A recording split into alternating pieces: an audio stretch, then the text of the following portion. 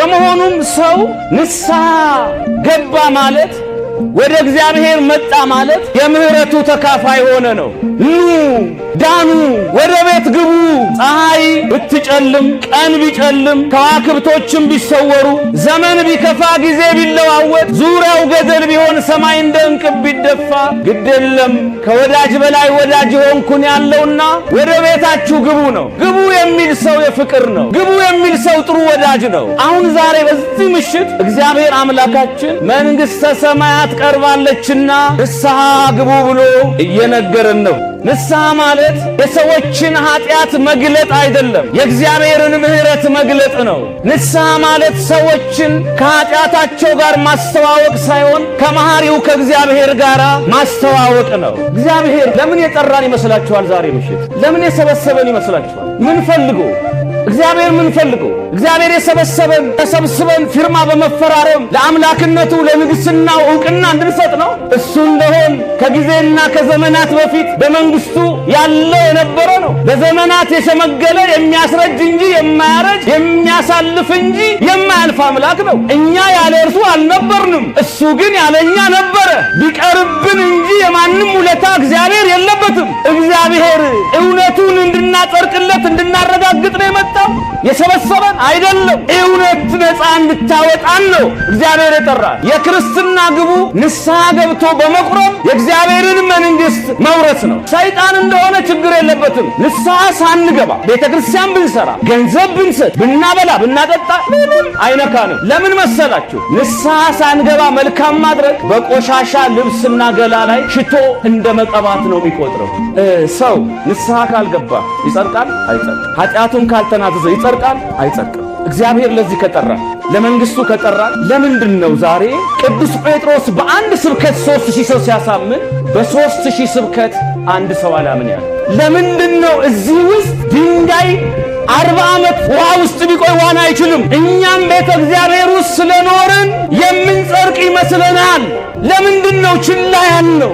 ለምንድን ነው ንስሐ ማንገባው? ካህናት ይኸው ምክንያት የለንም። መስቀሉ ይኸው፣ ሥጋ ወደሙ ይኸው፣ ጸበሉ ይኸው። እግዚአብሔር ይፍታችሁ ተብሎ ዛሬውኑ መዳንን መውረስ፣ ዛሬ መጽደቅ ይቻላል። ግን ለምንድን ነው ሁል ጊዜ ንስሐ ግቡ እየተባለ በቤት ውስጥ ነጭ ልብስ ለብሰን በጠቆረ ማንነት ዘመን እየቀየርን ባልተቀየረ ማንነት ውስጣችን ጠቁሮ ነጭ እየለበስን ክርስትናን ሃይማኖትን ለሰብአዊ ጨዋነት ብቻ እየተጠቀምን በእግረ ሥጋ ተመላልሰን በእግረ ነፍስ ያልተመላለስ ነው? መተን ያልመጣ ነው፣ ቀርበን የራቅ ነው፣ ፊቱ ቆመን ፊቱ ያልቆም ነው፣ ናችሁ ተብለን ያልሆን ነው። የበዳይ አኩራፊ ሆነን በቤቱ ውስጥ እንዲሁ በልማድ የምንመላለስ እስከ መቼ ነው? ክርስቶስ ቀኝ ግዛትን የሚጠላና የሚጸየፍ ነው። ነገር ግን በሥጋ ማርያም ተገልጦ ቀኝ ግዛትን አላወገዘም። ያወገዘው ከሮማውያን ባርነት ነፃ እንዲወጡ ሳይሆን ከኃጢአት ባርነት ነፃ እንዲወጡ ነው።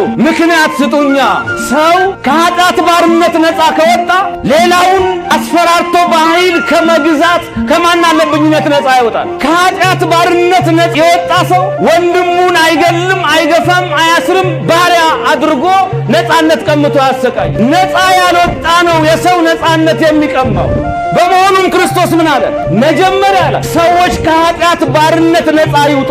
ከኃጢአት ባርነት ነፃ ከወጡ ከሥጋዊ ባርነት ነፃ ሊወጡ ይችላል። እኛ ፊቱን ድብት ያለ ኮስተር ያለ ሰው እሱ ነው መልካም ሰው፣ ውጫዋ የተከበረም ይመስል አይደለም። አይደለም፣ እሱ አይደለም። ለዛም አንድነት ፓርክ ያሉ አንበሶች አሉ ለማስፈራራት። አሁን እንደዛ አድርገን ነው የምናየው። ነገር ግን ነፃ የወጣ ሰው ቅልል ነው የሚለው። እንኳን ለወንድሙ እንኳን ለእህቱ እንኳን ለሰው ሊከብድ፣ ኧረ ለማንም ትልቁም ሰው የሚናፍቀው ሕፃናትም የሚናፍቁት ናቸው። ክርስቶስን እኮ ሕፃናት ከአይሁድ እየሸሹ ከጸሐፍት ፈሪሳውያን እየሸሹ ኢየሱስ ክርስቶስን ግን የልብሱን ጫፍ ለመንካት እሱ ጋር ሄደው ለመታቀፍ ይሻሙ ይጣሉ ነበረ። ለምን? የሚያሳቅቅ ቅድስና አይደለም። እንኳንና በኃጢአት ሰውን መገፍተር የሚገፈትር ጽድቅ ራሱ በራሱ ጥያቄ ምልክት ውስጥ ነው ያለው። ሰዎች ለሰው የበላይነትን ማወጅ ከፈለጉ የበታችነት ስሜት ውስጣቸውን እያሰቃየው የግራዝማች እንትና ዘር ነኝ፣ የፊት አውራሪ እንትና ዘር ነኝ፣ የባረምባራስ እንትና ዘር ነኝ እያሉ እኮ በድሮ የሚመኩት ነፃ ያልወጡ ሰዎች ናቸው። ነፃ የወጣ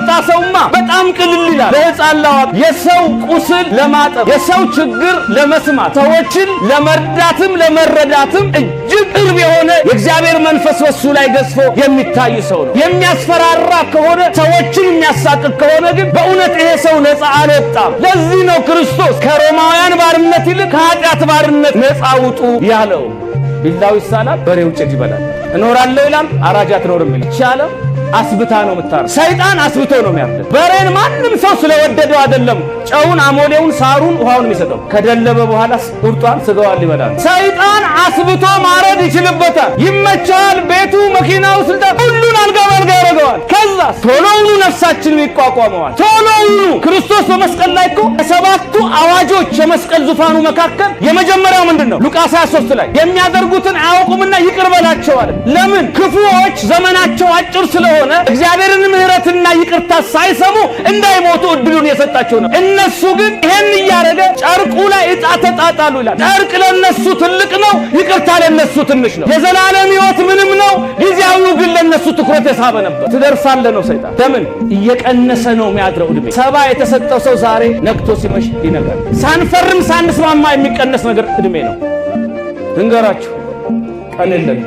ብዙ በረኞች፣ ብዙ አባቶች መጽሐፍ ቅዱሱ እየነገረን ወደ ቀኝ ወደ ግራ አንበል። ይሄው ቃል ነው የሚፈርድብን። ጊዜም የለም፣ ሰዓትም የለም። መመለሻችን አሁን፣ መዳኛችን አሁን። አንዘናጋ። እገሌ ባለ ጊዜ ነው አንበል። ጊዜ አለ። ጊዜው የኛ ነው ለሁላችንም። ይሄው እቺ ምሽት ለመዳን ለመጽደቅ እድል ሆና ተሰጥታል። እቺን ሰዓት ከተጠቀም እንጸድቃለን። አናመካኝ። ነገ አትበሉ። ሰው ተሰባሪ አናውቅም። የነገ እግዚአብሔር ጊዜያችንን እቺን ሰዓት ሳንዘናጋ እንድንጠቀም ይርዳል። ጊዜ አላችሁ የሚላችሁ ሰይጣን አውቆ እሱ ሲኦል እንደገባ ሲኦል እንድንገባ የለኝም ጊዜ። ሶስተኛ ንስሐ ግቡ ስንባል እምቢ ያለው ለምን መሰላችሁ? ሌሎችን ማየት። እነገሌ መሽቆረቡ፣ እነገሌት መሽቆረቡ፣ እነሱ አሉ አይደል? ሰነፎችን እንጂ ምሳሌ የምናደርገው ጎበዞችን አይደለም። ንስሐ ገብተው ቆርበው የሚያስቀድሱን ሳይሆን ርቀው በዓለም ያሉትን ነው። ሰው በሰነፈው እንዴት ራሱን ይለካል? ሰው እንዴት በወደቀው ራሱን ይለካል? በሰነፉት በሌሎች እነገሌ እንዲሆነው እነገሌ። ነፍሳችን የግል ነው። እናት የሴት ልጇን ጩኸት አትሰማም። ሁሉም በራሱ በደል ነው የሚጠየቀው። ባል እምቢ ካለ አልመለስ ካለ ተመክሮ ተነግሮ ንስሐ ገብታ ትቆርባለች። እምቢ ካለ የት ይደረሳል? ሕይወት እኔ ያለ ክርስቶስ ማቴዎስ 10 ላይ ሰይፍን ለማምጣት ነው የመጣሁት። አባትን ከልጅ ሚስትን ከባል ወንድምን ከወንድም እርሻውን፣ ንብረቱን፣ ሀብቱን፣ ሚስቱን ያለውን ለእኔ ሲል ያልተወ ለእኔ ሊሆን አይገባም ነው። አዲስ ኪዳን የውሳኔ የሰማዕትነት ዘመን ነው። ሰማዕትነት እንደ ዘመኑ ነው። ከምንወዳቸው ነገሮች በላይ እግዚአብሔር እንድንወደው ይፈልጋል። አብርሃም ልጅ ጣዖት እንዳይሆንብህ ከምትወደው በላይ ትወደኛለህ? ተዋልኝ። ሁሉም ትተው ነው እኮ እነ ማቴዎስ ዋስትና ያለ የመንግስት ሥራ ትተው፣ እነ ሉቃስ ሕክምናቸውን ትተው፣ እነ ጴጥሮስ አሳ አጥማጅነታቸውን ትተው ነው የተከተሉት። እኛ ሁሉን ይዘን መከተል ነው የፈለግነው። የምንጠላውን ነገር ትተን እወድሃለሁ ቀላል ነው። የምንወዳቸውን ነገሮች ሁሉ ለሱ ስንተው ከሱም ይበልጥ የለም።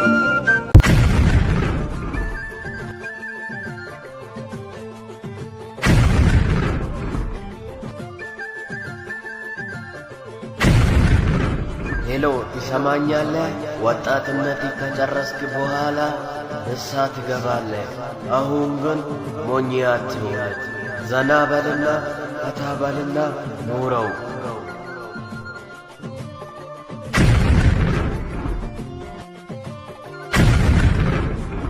ፈታ እያልክ ዘና እያልክ መኖር ግን ትችላለህ።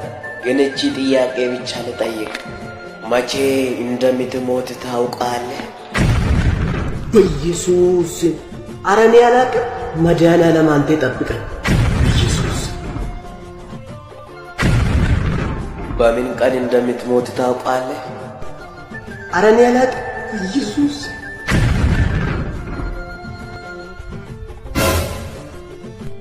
እሺ ኢየሱስ ክርስቶስ መቼ እንደሚመጣው ታውቃለህ? ኧረ እኔ አላቅም። በፍጹም አላቅም። በምን ቀን እንደሚመጣው ታውቃለህ? ኧረ እኔ አላቅም። በፍጹም አላቅም። እንዴት ሊያውቅ ይችላል? እሺ አንተ በምን ቀን እንደምትሞት አታውቅም። ኢየሱስ ክርስቶስም በምን ቀን እንደሚመጣው አታውቅም። ስለዚህ ንስሐ ለመግባት ለምን ጊዜ ትሰጣለህ? እባክህ ጊዜ አትስጥ። አሁን ንስሐ ግባ። ነገ ወይም ከነገ ወዲያ ንስሐ ይገባለሁ ብለህ አትቀመጥ። ምክንያቱም ነገ ሳትደርስ ዛሬ ራሱ ልትሞት ትችላለህ። ነገ ወይም ከነገ ወዲያ ንስሐ ይገባለሁ ብለህ አትቀመጥ። ምክንያቱም ነገ ሳይደርስ ኢየሱስ ክርስቶስ ዛሬ ራሱ ሊመጣ ይችላል። ብዙ ሰው ነገ ወይም ከነገ ወዲያ ንስሐ እንገባለን ብሎ ለንስሐ ቀጠሮ ይሰጣሉ። ግን ነገ ሳይደርሱ የሞቱት ብዙ ናቸው። ግን ነገ ሳይደርሱት ንስሐም ሳይገቡት ወደ ፍርድ የሄዱት ብዙ ናቸው። በፍጹም ለንስሐ ጊዜ አትስጡት። ለንስሐ ቀጠሮ አትያዙት። የንስሐ ጊዜ አሁን ነው። የንስሐ ጊዜ አሁን ነው። እባካችሁ ቶሎ ንስሐ ግቡ። እሺ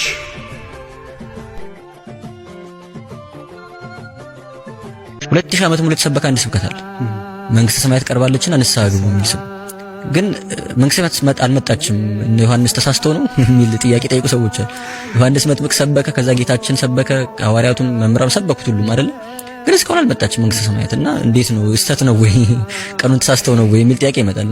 አባቶቻችን መንግስተ ሰማያት ቀርባለች ማለት የሞታችሁ ቀን ቀርቧል ማለት ነው ብሎ ነው የተረጎሙት። ምክንያቱም ያንተ መንግስተ ሰማያት ዛሬ ነው። ዛሬ በህይወት እያለ ካልሰራ ከሞትክ በኋላ ወደ መንግስተ ሰማያት የሚያገባን ስራ ልትሰራችል። ዛሬ ላይ ካልሰራ በቃ ነገ ላይ መንግስተ ሰማያት አለኝ የሚል ተስፋ የለህም ማለት። መንግስተ ሰማያት ቀርባለችና ንስሐ ግቡ ማለት የሞት ቀን ቀርቧል ንስሐ ግባ ማለት ነው።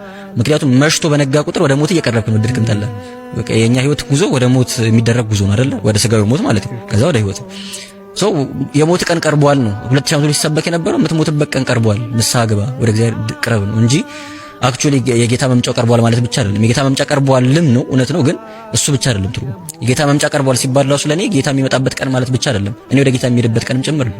ከጌታ ጋር የምገናኝበት ቀንም ጭምር ነው። ሰርታል ምን ተዘጋጅታል? ቀርቦብሃል፣ ደርሶብሃል። በቃ ምን እያሰብክ ነው? ንስሐ ግባ ወደ እግዚአብሔር ቅረብ ነው እየተባልክ ያለው። ቤተክርስቲያን የምትጠራን እንደዛ። ነገን ጋራንቲድ አይደለም፣ ዋስትና የለንም ነገን ለማየታችን። ወጣትነት ጋራንቲ አይደለም። የወጣቱ ሞት አይበልጥም ኢትዮጵያ ውስጥ ከአዛውንቱም ከምኑም ሞት እኮ የወጣቱ ሞት ይበልጣል። ወጣትነት ነገን ለማየት ዋስትና አይደለምና በቃ ዛሬ ኑሬ ነገን እግዚአብሔር ያውቃል። ነገ ኃጢአት ልሰራ እችላለሁ እኮ ጥሩ ነው። ዛሬ ልኑርና ነገ ደግሞ ለነገ እጨነቃለሁ። ነገ ኃጢአት እንዳልሰራ ነገ እጨነቃለሁ። ዛሬ ግን መዳን አለብኝ፣ ዛሬ ወደ ጌታ መቅረብ አለብኝ የሚል ሜንታሊቲ ግድ ያስፈልገናል። ስለዚህ ከአንዱ ችግራችን ከራሳችን ይመነጭ ነው። ንጹህ እስክትሆኑ ንስሐ አልገባም ብላችሁ የምትጠብቁ ከሆነ መቼም ንጹህ አትሆኑ።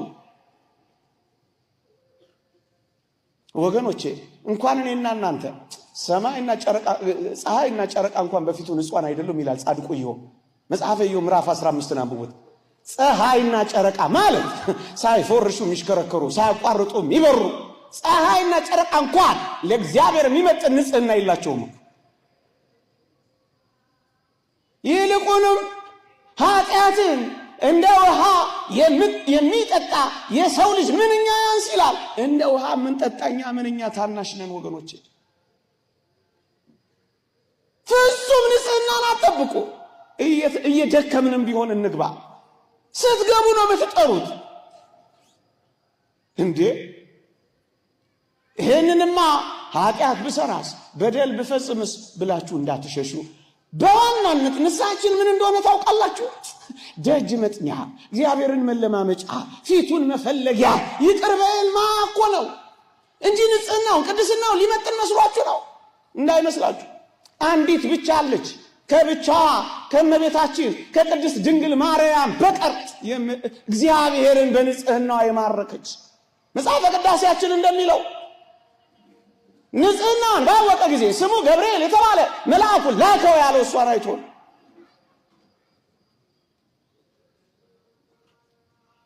ደጅ መጥኛ መለማመጫ ስለሆነ ብሰራ ሳትበሉ እንነሳለን። ሁለተኛ ሰዓት ስለሌለኝ ሶስተኛውን ብቻ ፈጠን ብዬ አበቃለሁ። ሶስተኛ 5 ወይ 10 ደቂቃ ወገኖቼ፣ እንደው የዚህን ዘመን በሽታ ጠቀስ አድርጌ ለመጠቅለል ልሞክር። አንዳንዶቻችን ደግሞ ማጋ ነው ንስሐ መገባው? ምን ካህን አለና ነው ንስሐ መገባው? የትኛው ብለን ሁሉም እኮ እያል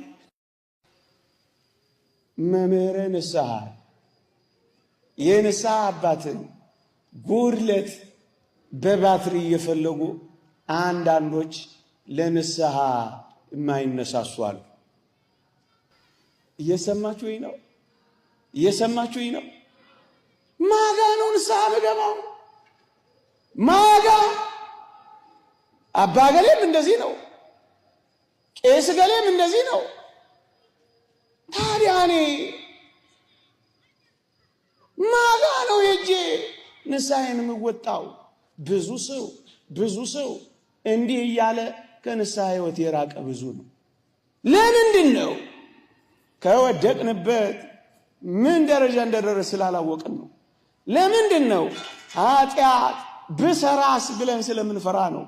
ለምንድን ነው? ማን ጋር ነው የሚሄደው? አንዳንዶቻችን ደግሞ የአባን ፊት እንዴት ነው ማየው? ፊታቸው እኮ ይገርፋል፣ እሳት ሆኖ ይበላል። እሳቸው ጋር ሲሄድ እፈራለሁ። አንድ እውነት እንነጋገር ወገኖቼ፣ አንድ ጭልጥ ያለ እውነትማ እንወቅ። የአባ ፊት ዛሬ ቢገርፈን አይሻልም? ነገ የገሃነም እሳት ከሚገርፈን? ከአባ ፊት እሳት የገሃነም እሳት አይበልጥም? ወገኖቼ ዛሬ በአንድ እንደኛ ሰው በሆነ በአንድ አባት ፊት መጸጸት ማልቀስ አይቀልም? ኋላ እኮ በዕለተ ምጽአት በጉባኤ ከማልቀስ ይሄ ነው የሚያሳፍረው፣ ያ ነው የሚያሳፍረው። ይሄ ነው የሚያስፈራው፣ ያ ነው የሚያስፈራው። ይሄ ነው የሚያስጨንቀው፣ ያ ነው የሚያስጨንቀው። ኋላ እኮ በዕለተ ምጽአት ወገኖቼ በአንድ ካህን ፊት መናገር አይቀልም፣ በዛ የቅዱሳን ህብረት ፊት ከመወቀስ ወገኖቼ። እና ምዕመናን አንድ ነገር እንበለው፣ በኃጢአት በወድቅም ልጅ ነኝ፣ ከጋጥ ውስጥ ብጠፋም የመንጋህ በግ ነኝ፣ ከገንዘብ ቦርሳ ውስጥ ብጠፋም ያንተ ድሪም ነኝ። ጌታ ሆይ በሩቅ አገር የምኖር ልጅህ ነኝ እንበልና ወደሱ እንገስግስ። ምንም እንኳን ከፊትህ ብርቅም ጌታ ሆይ ከልቤ ግን አላወጣሁም እያልነው እንገስግስ። ክጄ አይደለም ተታልዬ ነው እያልነው እንገስግስ። ጠልቼ አይደለም ደክሜ ነው ብለህ ገስግስ። ይሄ ነው የሚያስፈልገው። ፈልሰስ ብላችሁ ትኖራላችሁ እንደዚህ? እንደ እንግዳ ኑሩ እንጂ አንድ ቀን ተጠርታችሁ እንደምትሄዱ ባዳ ሆኑ እንጂ። ምን እያለ ነው ሰውዬ እንዳትሉኝ፣ እኔ በምድር ላይ ስደተኛ ነኝ ይላል ዳዊት። እንኳን እኛ ንጉሱ ዳዊት እንኳን ስደተኛ ነኝ የሚለው የእውነት መስሎ ሁሉንም ረስተው ይሆን? ልጆቻችሁን አቅፋችሁ በቃ ሞት የለም። አሁን ይችን ዓለም ጥላችሁ መሄድ የከበዳችሁ ቱሪስት መሆናችሁን ስለረሳችሁት ነው። በጣም ብዙ አትስገብገቡ እናንተ ትልልቅ ሰዎች። ብዙ ማከማቻ አይደለም፣ ንስሐ በገባ እኮ ነው እግዚአብሔር የሚገኘው።